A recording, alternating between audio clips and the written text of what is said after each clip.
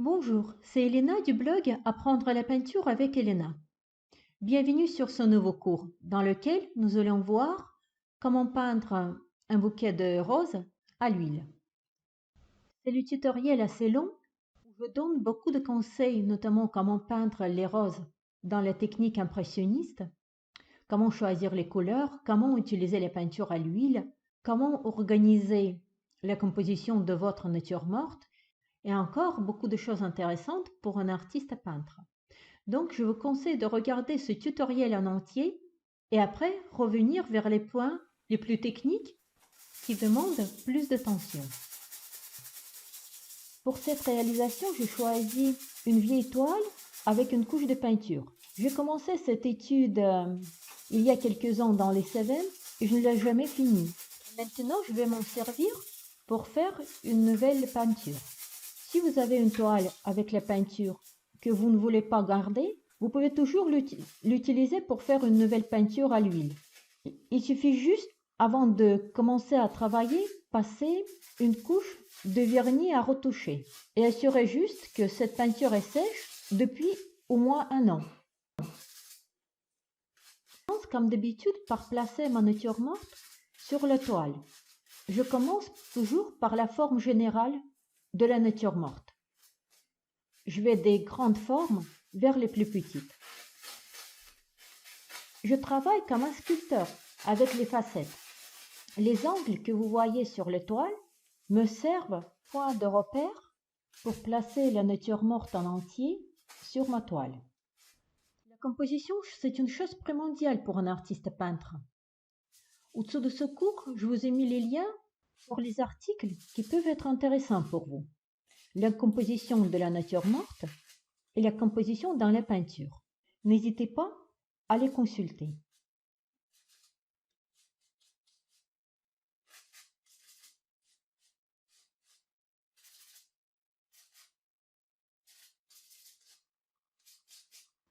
Après avoir tracé la forme générale de la nature morte en entier, je commence à dessiner les formes plus petites, les roses, le vase et ensuite les feuilles. Pour placer correctement les objets sur notre feuille, on doit les comparer et les mesurer l'un par rapport à l'autre. C'est uniquement comme ça qu'on peut éviter les erreurs. Comment mesurer les proportions et comparer les objets l'un par rapport à l'autre? Vous pouvez le lire dans mon article Comment dessiner correctement. Je vous ai mis le lien également au-dessous de ce cours.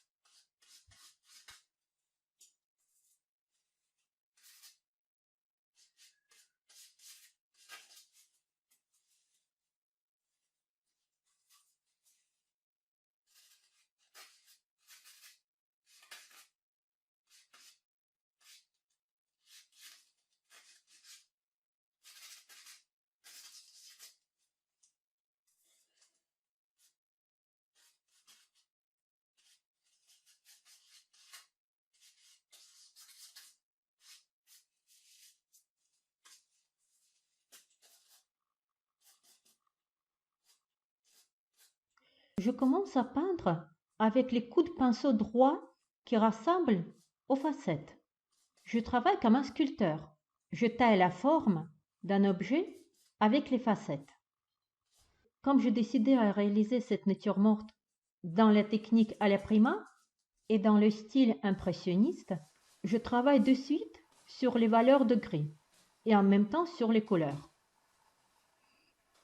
On se rappelle que l'une des plus importantes des règles de la peinture dit que si l'ombre est froide, la lumière est chaude, et si la lumière est froide, l'ombre est chaude.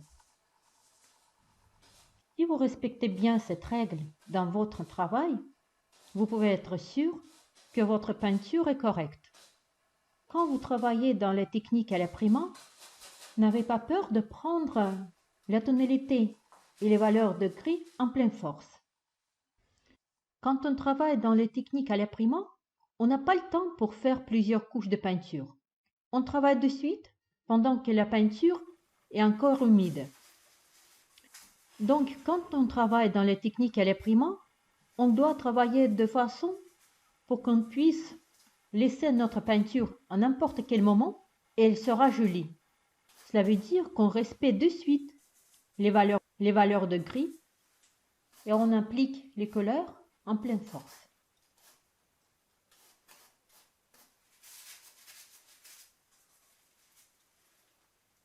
Quand je travaille sur la peinture à l'huile, contrairement à l'aquarelle, je commence souvent par les ombres et après, je travaille sur la lumière.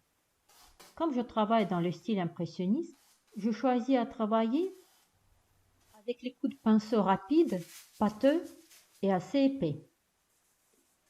Pour que la peinture à l'huile sera assez pâteuse, je n'utilise pas beaucoup de médium. Quand je travaille, j'ai la tendance de ne pas mélanger beaucoup la peinture sur ma palette, je la mélange plutôt directement sur ma toile, en rajoutant les couleurs nécessaires au fur et à mesure.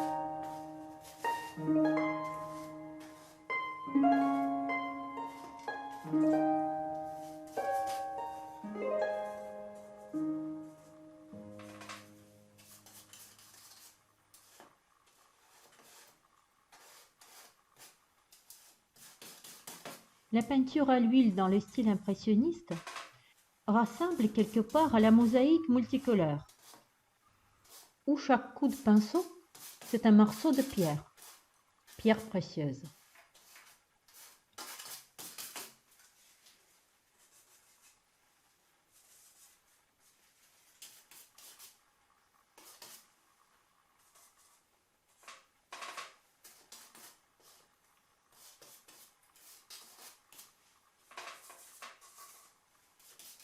C'est important de couvrir le plus vite possible toutes les surfaces de la toile avec les couleurs. Je vous conseille de ne jamais commencer à travailler sur un détail avant de mettre les couleurs partout sur votre toile. On voit toujours les couleurs l'une par rapport à l'autre. Par exemple, les couleurs de la rose, on voit par rapport aux couleurs du fond ou des feuilles qui sont à côté. Si on met cette rose sur un fond de couleurs différentes, les couleurs de la rose ne seront pas les mêmes. C'est pour ça que je vous conseille toujours, avant de travailler sur les détails, couvrir toutes les surfaces de votre toile avec les couleurs.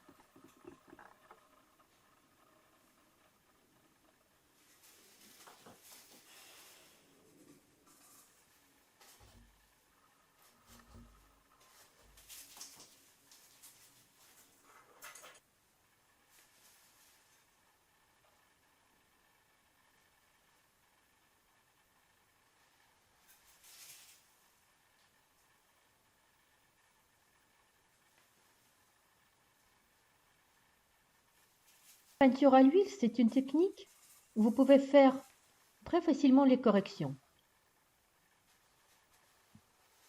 Quand je travaille sur les détails, par exemple, quand maintenant je travaille sur une rose, je peux corriger facilement sa forme avec les couleurs du fond ou en rajoutant les couleurs sur la partie éclairée ou dans l'ombre.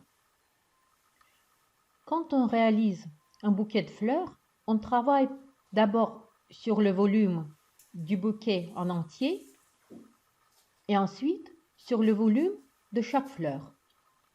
Pour faire ressortir le volume, n'avez pas peur d'utiliser beaucoup de contraste.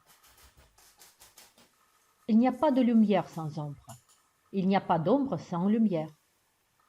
Pour voir les contrastes, regardez votre nature morte en pliant les yeux et comparez ensuite ce que vous voyez dans la nature avec votre peinture.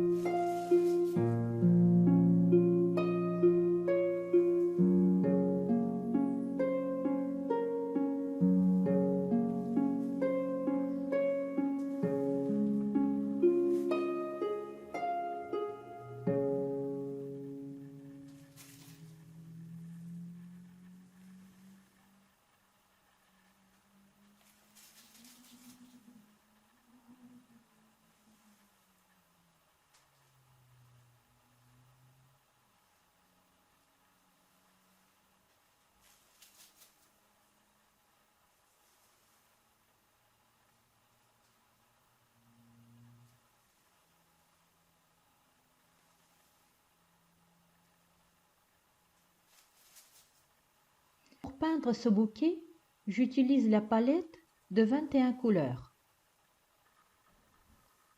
Jaune de cadmium clair, jaune de cadmium moyen, jaune de cadmium foncé, ocre clair, ocre doré, vert de Sienne, orange de cadmium, rouge de cadmium clair, rouge de cadmium foncé, alizarine, bleu d'outre-mer, bleu de cobalt, cérélium, violet de cobalt foncé, vert de cobalt foncé, vert de cobalt clair, vert d'ombre foncé, Mars foncé, sépia, noir de charbon, blanc de titane. Comme médium, j'utilise un mélange de l'essence de térébenthine, de laque de dammar et de l'huile de lin. Mes pinceaux, ce sont les pinceaux plats et ronds en soie de porc et les pinceaux synthétiques.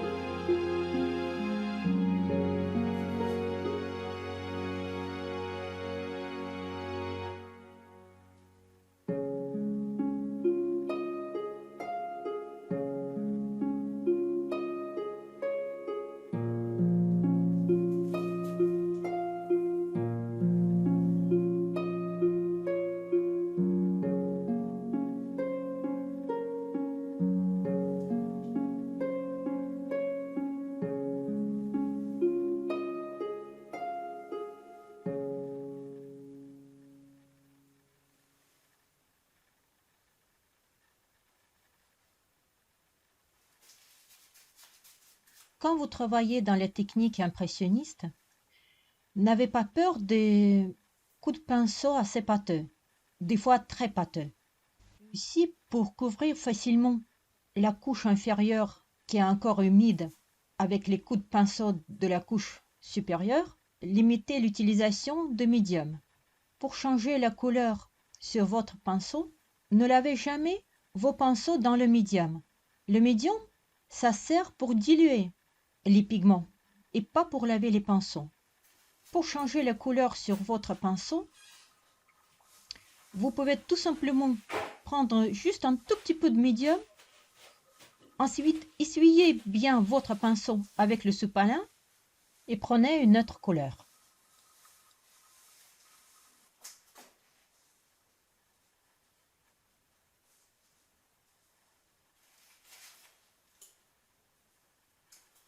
Avec mes coups de pinceau, j'essaie toujours de suivre la forme de l'objet.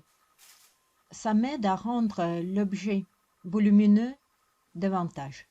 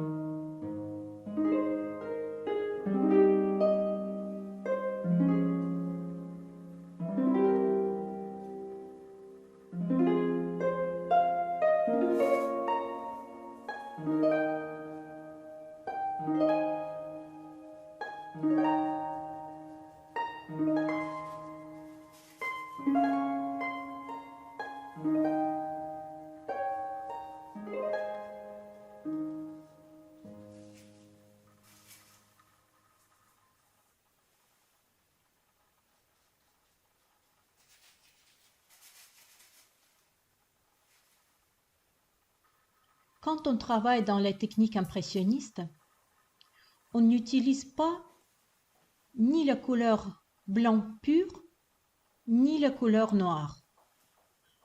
Le blanc et le noir n'existent pas dans la nature. Quand on travaille avec du blanc, on le mélange toujours un peu avec une autre couleur. Par exemple, on peut rajouter un peu de jaune de cadmium ou un peu de rouge ou un peu de bleu. Ça dépend de la teinte que vous voulez obtenir. La même chose est avec noir. Vous pouvez toujours rajouter un peu de bleu, un peu de rouge ou un peu de jaune. Mais faites attention, si vous rajoutez trop de jaune dans le noir, vous allez obtenir la couleur verte, qui est d'ailleurs assez jolie. À propos de la couleur verte, il y a encore une règle dans les peintures qui dit « Ne peignez pas le vert avec la couleur verte ». Ça ne veut pas dire que vous ne devez pas utiliser le pigment vert, mais limitez l'utilisation de la couleur verte pure. Cela veut dire que dans la nature, il y a des milliers de nuances de la couleur verte. Et si on commence à peindre, par exemple, avec une ou deux ou même trois de nuances de couleur verte, vous risquez d'appauvrir votre peinture. On peut toujours utiliser les couleurs vertes différentes. Par exemple, le vert d'émeraude, le vert de cobalt foncé, le vert de cobalt clair, le vert de chrome. Mais c'est pas assez. Essayez d'y rajouter toujours des autres couleurs en fonction de ce que vous voyez dans la nature. Vous pouvez toujours ajouter les couleurs d'ocre, les jaunes, les rouges. Vous pouvez composer votre couleur verte à l'aide de la couleur jaune et de la couleur bleue. Vous pouvez aussi mélanger la couleur noire avec la couleur jaune, ou bien vous pouvez aussi mélanger la couleur jaune, un peu d'ocre et la couleur bleue. Bleu de trois mers, bleu de cobalt, bleu de Prusse. Comme ça, vous allez obtenir beaucoup de nuances supplémentaires de la couleur verte. Faites attention également que la couleur opposée de la couleur verte dans la nature, c'est la couleur rouge. Et si vous peignez la lumière avec la couleur verte, dans l'ombre, vous verrez toujours un peu de couleur rouge. C'est pas spécialement la couleur rouge pure. Ça peut être la couleur rouge avec les nuances de violet. Ça peut être la couleur brune avec les nuances de rouge. La couleur dans l'ombre dépend toujours de la couleur que vous mettez dans la lumière. Par exemple, si dans la lumière du feuillage d'un arbre, vous mettez beaucoup de jaune ou d'ocre, dans l'ombre, vous verrez plus de couleur bleue ou bien un peu de violet. Et si vous peignez la lumière avec plus de nuances vert, vous verrez toujours dans l'ombre un peu de rouge. Par exemple, les nuances de la lézarine ou de violet de cobalt foncé ou clair. Pour peindre les feuilles dans ce bouquet, j'utilise dans la lumière beaucoup de couleurs d'ocre, de jaune, mélangées principalement avec le vert de cobalt clair et avec le vert de cobalt foncé. J'utilise également un peu de couleur rose. Je mélange un peu de lézarine avec la couleur blanche et je ne rajoute pratiquement pas de la couleur verte. Je rajoute ces couleurs pour peindre, bien sûr, les taches de lumière sur les feuilles, mais aussi pour effectuer l'échange des couleurs dans cette nature morte. Et dans l'ombre, j'utilise beaucoup de bleu et de violet. Parlons un peu de l'échange des couleurs. Tout est lié dans la nature. On voit les couleurs l'une par rapport à une autre. On voit les objets aussi l'un par rapport à l'autre. Quand on regarde un paysage ou une nature morte, on ne regarde pas l'objet par objet. On voit la nature morte en entier. Et pour donner la vision générale, la vision globale de la nature morte ou d'un paysage, on doit effectuer l'échange des couleurs entre les objets. Les objets influencent l'un l'autre avec ces couleurs.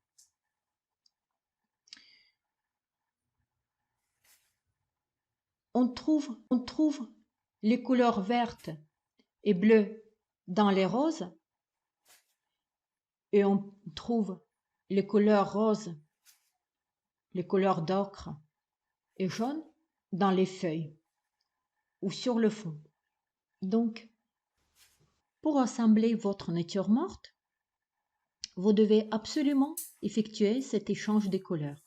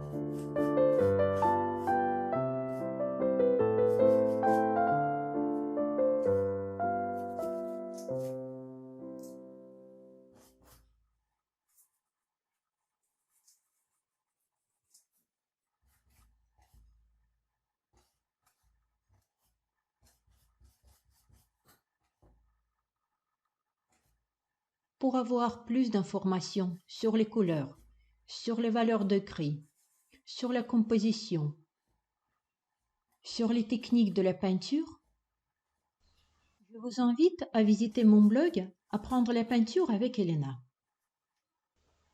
Je vous invite également à vous abonner sur ma chaîne YouTube et à cliquer sur une cloche pour être averti de tous mes nouveaux tutoriels. Même si vous êtes passionné de la peinture à l'huile, je vous conseille de regarder quand même mes articles et mes tutoriels vidéo dédiés à l'aquarelle. Il y a beaucoup de choses en commun entre l'aquarelle et l'huile. Et dans mes tutoriels et dans mes articles, je donne beaucoup de conseils généraux qui marchent pour toutes les techniques de la peinture. Je donne les conseils et les techniques de base, en utilisant lesquelles vous pouvez peindre en n'importe quelle technique. Au-dessous de ce cours, je vous ai mis les liens qui me paraissent d'être utiles pour vous. N'hésitez pas à aller les voir. Également, vous êtes libre à télécharger mon guide Les 7 secrets de l'artiste peintre professionnel et mon anti-sèche secret, comment mélanger les couleurs en aquarelle. Je vous ai mis les liens au-dessous de ce cours.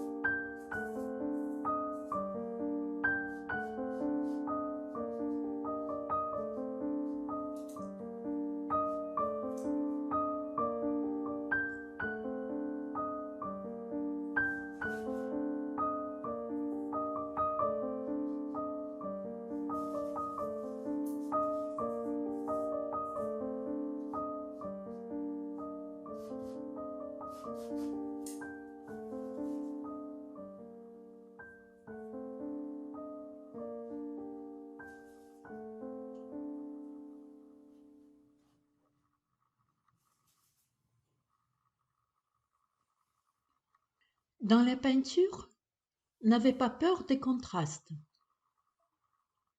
Pour rendre la lumière claire, il faut d'abord rendre les ombres foncées. Et pour rendre les ombres plus foncées, il faut rendre la lumière plus claire.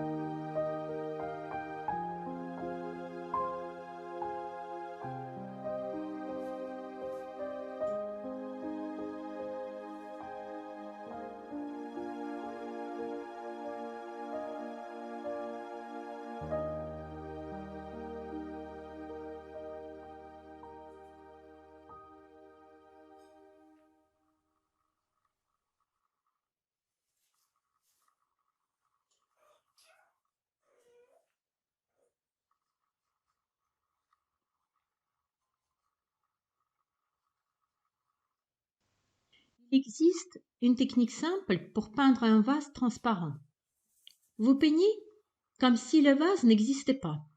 Vous peignez les tiges ou le fond ou les feuilles que vous voyez à travers le verre. Et ensuite, vous faites juste quelques taches de lumière et quelques ombres pour tracer le vase.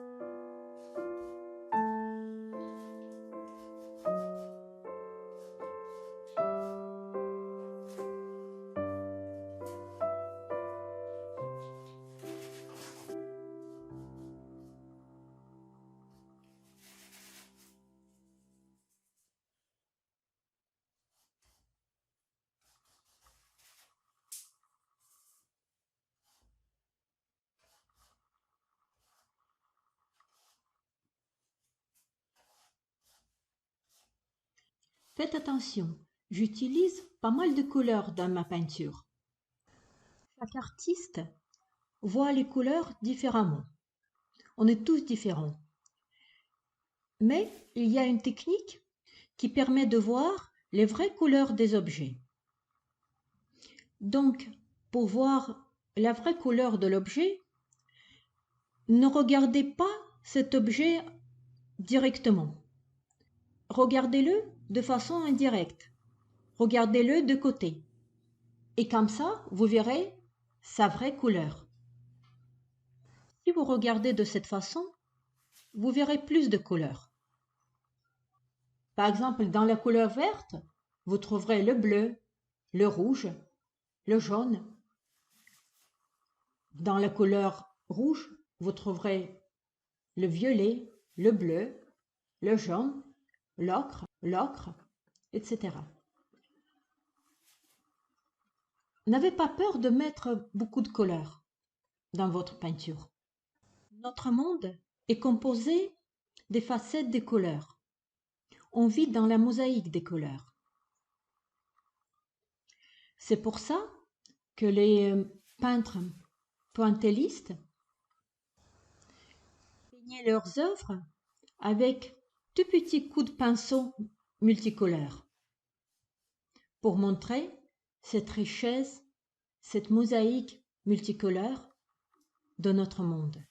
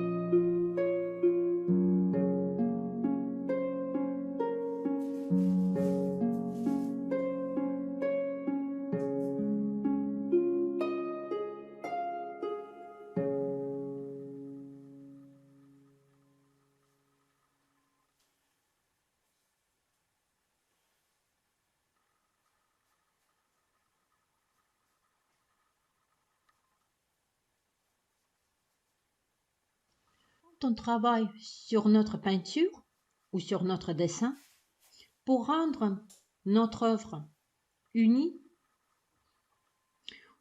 On ne doit pas utiliser l'ombre et la lumière de façon égale. Si on travaille, si on détalise la lumière, on doit absolument unifier l'ombre.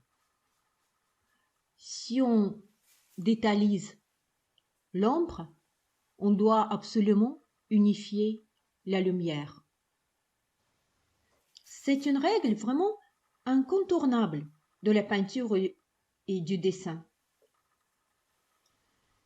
Si vous ne respectez pas cette règle, vous risquez de rendre votre peinture fractionnée.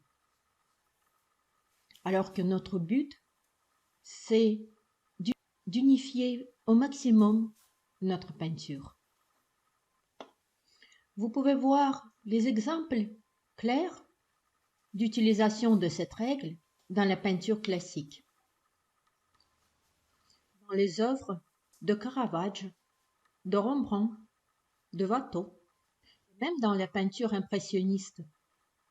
En fait, toutes les œuvres réussies sont basées sur cette règle.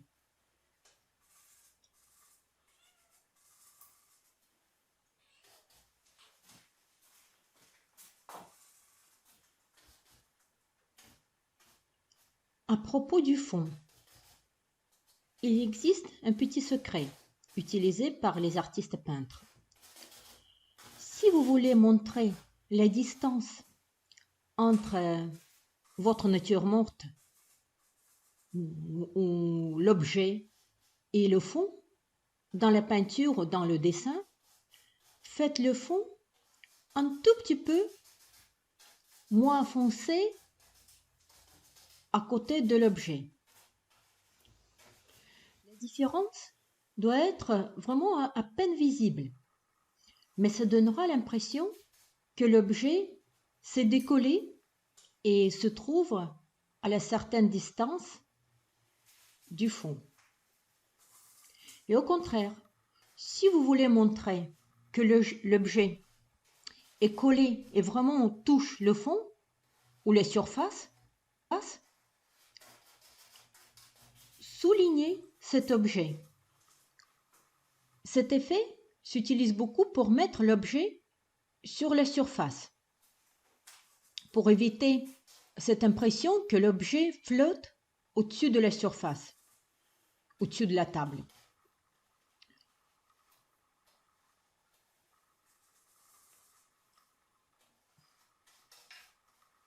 Comment faire ça? Vous pouvez voir dans mes articles comment dessiner les ombres. Je vous ai mis les liens au-dessous de ce cours. Et dans cette nature morte, dans ce bouquet, j'utilise cet effet pour décoller le bouquet du fond. Je rends le fond à côté des roses un tout petit peu, vraiment un tout petit peu moins foncé. Et au contraire, je rends les ombres à côté des objets encore plus foncées pour mettre les objets sur la surface.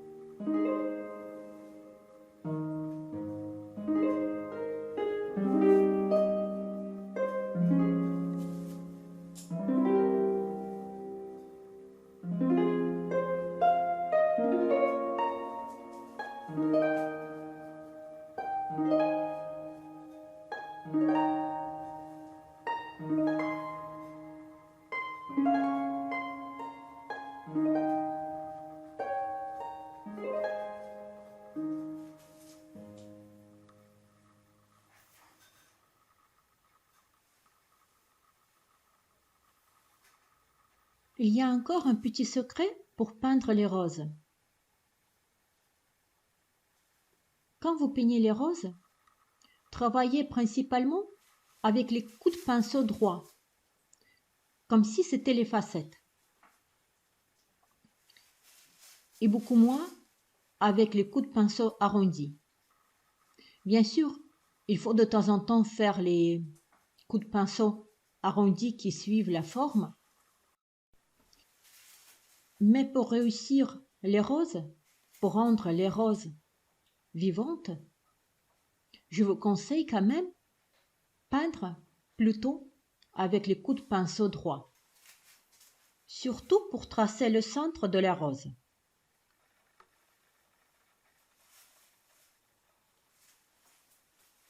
Ici, pour équilibrer la composition de mon bouquet, j'ai décidé de rajouter une branche avec les feuilles.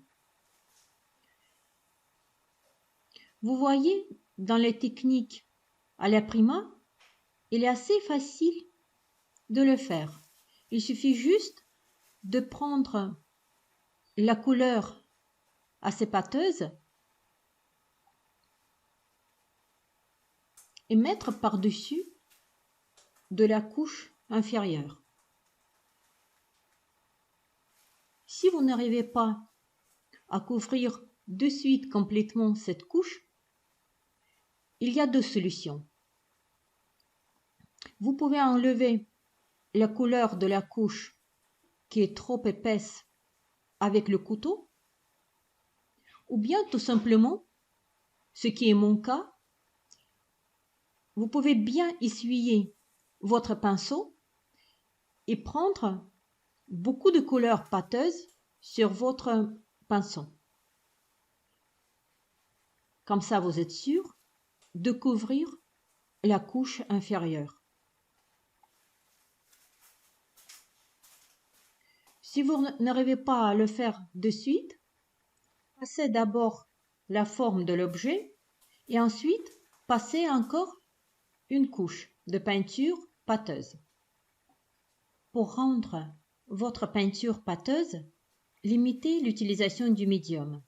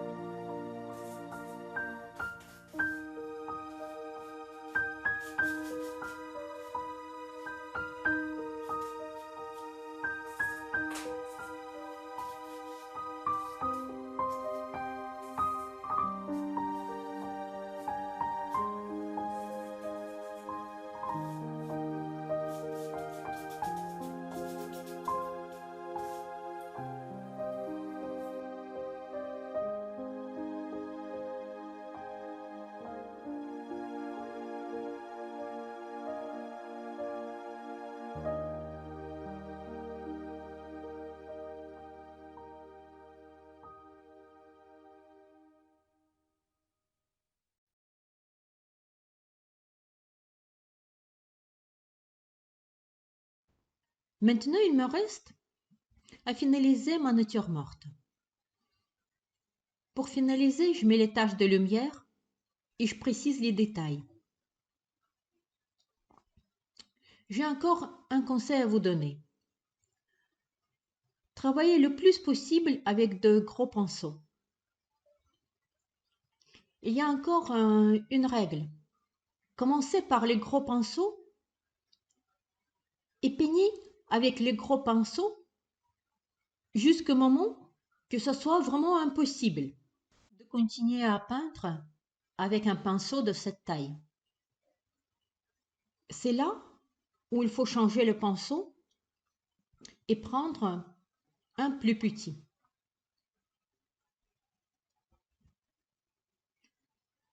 Mais essayez quand même de rester avec un grand pinceau le plus possible.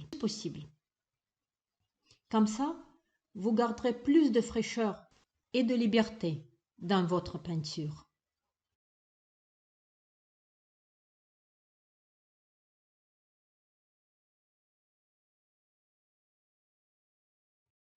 À propos des pinceaux, quand je travaille sur ma peinture à l'huile, je tiens dans les mains jusque 7 pinceaux.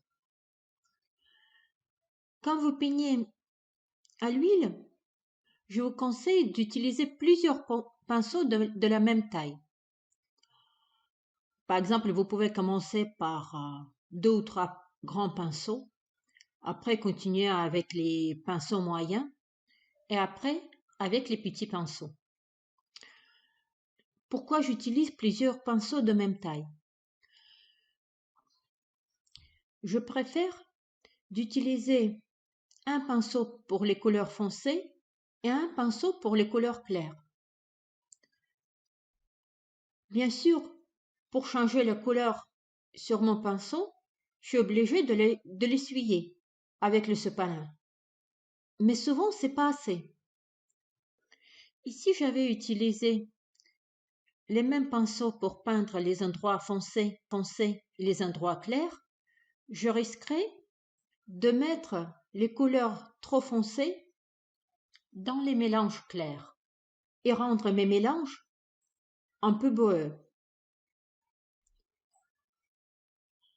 C'est pour cela que je vous conseille aussi d'utiliser quelques pinceaux, au moins un pinceau pour les couleurs foncées et un pinceau pour les couleurs claires.